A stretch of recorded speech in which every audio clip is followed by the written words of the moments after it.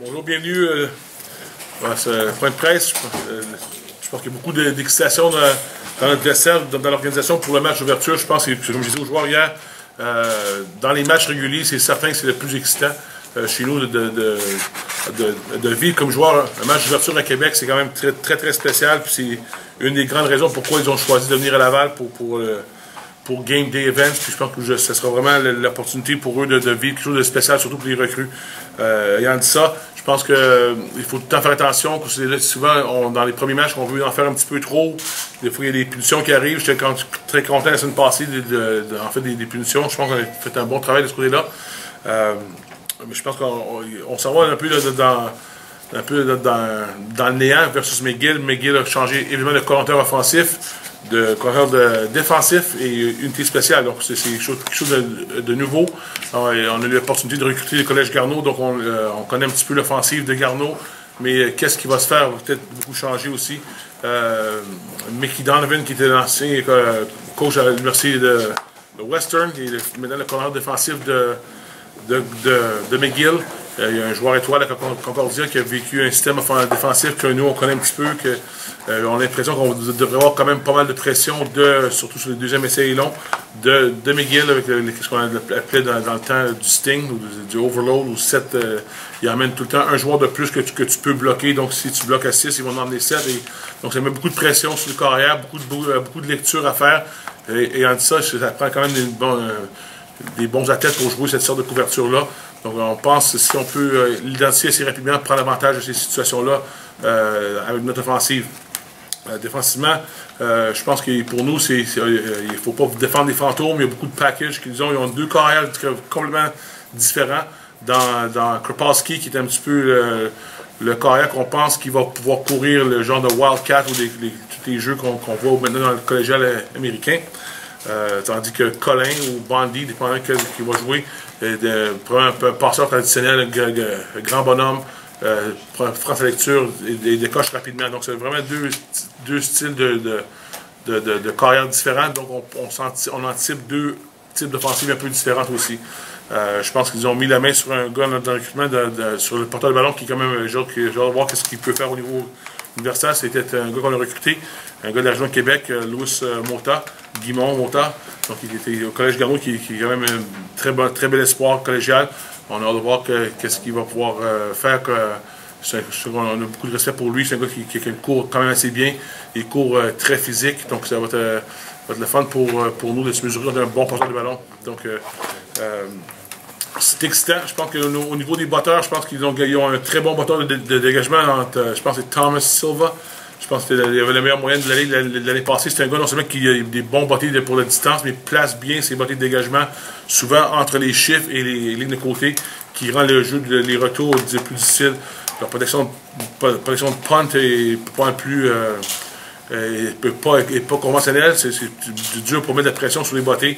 Donc, on se doit avoir des bons retours contre eux. Et ils ont perdu leur botteur de l'année passée.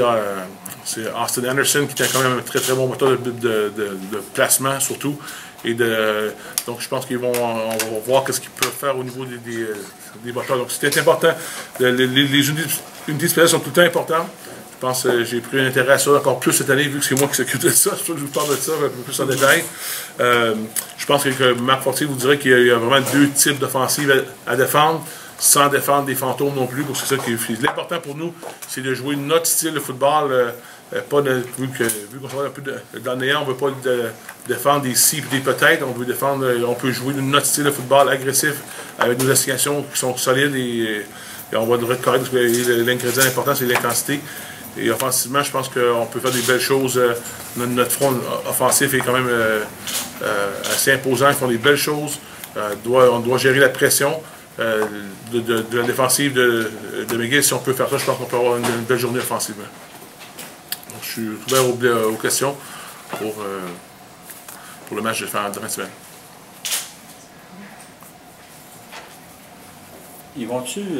Quand vas-tu y aller avec... on passe de football à 4 à 3 essais. Ça va-tu amener des changements importants au niveau de son système de jeu qu'on connaissait à Garneau? Ben, je pense que le système de jeu va rester quand même le même. C'était l'appellation des jeux, c'est quand il va faire utiliser certains jeux qui se doit changer, parce que vraiment, c'est pas le même. C'est pas le même game. Je pense que qu'est-ce qu'on a vu à Garneau, je pense qu'il y a une grosse partie de ça qui va rester avec lui. C'est sûr qu'on a demandé des formations à du monde, comme exemple Leroy Blue qui était à Bishops, je lui ai parlé, il voulait pas parler beaucoup, mais parce qu'il connaît tout le monde à McGill, mais il m'a laissé savoir il m'a dit que tu t'as vu Garneau jouer, ben tu comprends qu'est-ce que tu vas voir en semaine. L'option, il jouait beaucoup d'options aussi. Beaucoup d'options, de zone read, toutes les courses de corps arrière qui n'est pas unique à Garneau, mais qui est vraiment l'identité de Pat Bois. C'est une équipe qui a eu beaucoup de difficultés dans les dernières années. Est-ce que changer une culture en une équipe victorieuse, est-ce que c'est un processus qui est long selon toi? Moi, je pense que c'est un processus qu'ils ont entamé l'année passée. Je trouvais que McGill, même là, 2 ans, même, je trouvais qu'il y avait vraiment une attitude différemment. Il y avait un peu plus de fight dans leur jeu l'année passée. Ils nous ont joué très, très, très solide ici à la maison. C'était un match très serré pour nous, qui n'aurait pas dû être serré. Ils ont perdu beaucoup de matchs par des erreurs bêtes à la fin, mais ils étaient souvent dans le match jusqu'au troisième quart. Donc, je pense qu'il y a un nouveau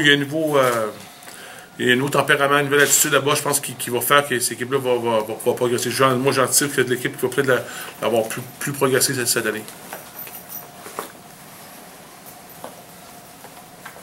Non, parce qu'il fait Donovan, Mickey ne va pas là pour s'amuser. Non, Mickey, c'est un grand compétiteur comme joueur. Je pense qu'il était aussi comme entraîneur. On a l'opportunité de coacher avec lui.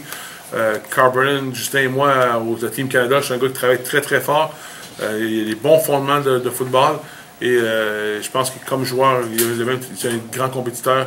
Donc, je pense qu'on l'a vu dans le recrutement. Il était très, très acharné, il travaillait très, très fort.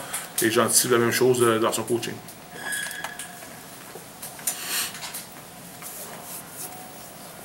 Le match de 12-4 ici, est-ce que c'est quelque chose dont vous parlez cette semaine?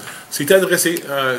En effet, je pense que pour nous, encore une fois, je ne veux même pas dire qu'on ne devrait pas prendre McGill à la légère, parce que c'est même pas dans nos pensées. On est conscient que c'est une bonne équipe qui ont failli. Ils ont quand même une fiche quand même. Peu reluisante l'année passée, mais aurait pu être facilement une équipe de 500 facilement. On a perdu des matchs, donc on sait que c'est une bonne équipe. On sait qu'ils ont recruté des bons joueurs. Il y a une attitude positive qui est là-bas. Donc on est conscient qu'il y a une bonne équipe qui se prend ici. Puis j'ai pris l'exemple il y a 2 semaines aux joueurs. J'ai parlé de Garneau versus CNDF, où il y avait une équipe qui était champion défendant du Bol d'Or, qui sont présentés dans une équipe où il y avait une équipe qui était une équipe d'expansion du collégial, et ils se sont fait surprendre. Pour moi, je pense que McGill pratique très fort. Ils ont peut-être l'opportunité en anglais on dit shock the world. Ils veulent vraiment causer une surprise, et ils se préparent en conséquence.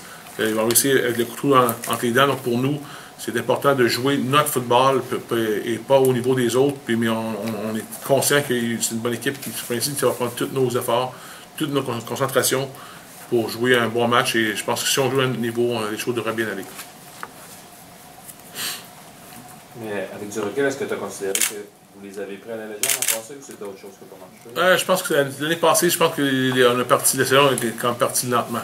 Puis je pense que peut-être un petit peu aussi la légère, je n'aime pas croire ça, mais la réalité, c'est que notre saison a vraiment parti un petit peu en dents de scie, et le match contre McGill était vraiment un bel exemple de ça. Quelle place tu comptes donner à tes joueurs recrues dans un premier match, un match d'ouverture comme ça? Est-ce que tu veux vraiment les impliquer dans les meilleurs vont jouer, c'est notre optique. Les meilleurs joueurs, les gars qui ont connu la meilleure semaine de pratique, nous, on compétitionne à chaque semaine. S'il y a une recrue devant un vétéran, ça va être le cas, il va jouer. Mais nous, on est dans la participation, puis on laisse ça à l'intramural. Nous, on fait de l'excellence. Quel joueur t'as aimé cette semaine sur le terrain? Juste que Charles Blanco fait des très très belles choses sur le terrain. Il était quand même très tôt, on a juste pratiqué hier. On a eu une petite pratique légère mardi.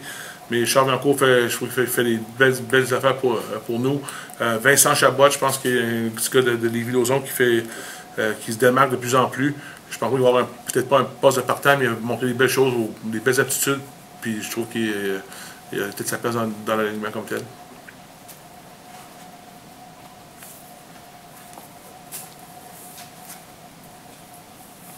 Bon, tu joues avec Colin ou... C'était une mauvaise conférence de presse. J'ai aucune idée. Je pense qu'ils vont jouer les deux. Je pense que Concordia, excuse-moi, McGill vont jouer probablement avec les deux. Ils ont joué avec 2 carrières là-bas, même 3. C'est vraiment 2. Je pense que c'est un luxe pour eux d'avoir vraiment 2 carrières différentes. Ça donne beaucoup de travail à retard au carrière défensif de préparer vraiment deux différentes identités comme offensive. Vous allez habiller combien de quarts? Bonne question. Je suis probablement 3. On n'est pas sûr du statut. Skinner encore à 100%. Donc c'est probablement 3 carrières.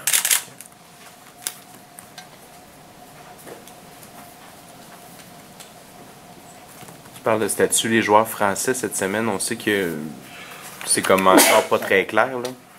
C'est quoi la situation aujourd'hui? Aujourd'hui, les écoles francophones ont été logé un appel. Je pense que Joséphine pourrait vous répondre mieux que moi. Là, c'est entre les mains de SIC pour avoir un appel dans les prochains jours, prochaines semaines.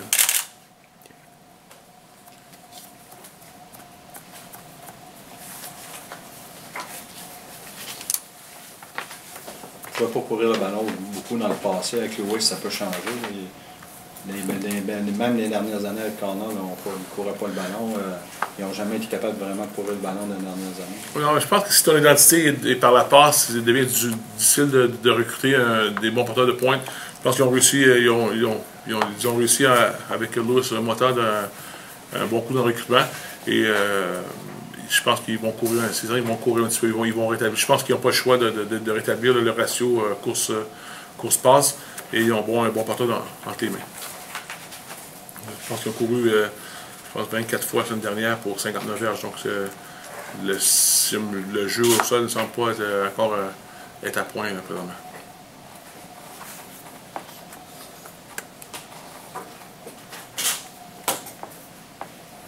Est-ce qu'on s'habitue à démarrer des nouvelles saisons comme ça, même après 15 ans, 16 ans comme ça? Alors, c'est tout le temps excitant parce que chaque année est différente, chaque groupe d'athlètes est différent, la chimie de l'équipe, toute la motivation est différente. Donc pour moi, je trouve ça excitant, puis je suis curieux tout le temps, autant aussi curieux de voir comment les gars vont répondre. Mais en tout cas, jusqu'à là, ça fait 15-16 ans, ça fait 22 ans que je coach. Chaque année est différente, chaque histoire est différente et j'ai bien hâte de voir où on va se dénouer cette année. Il y a quand même un thème qui est récurrent, c'est toujours favori. Est-ce qu'on aborde ça différemment année après année même? Est-ce que ça change ça? Ou...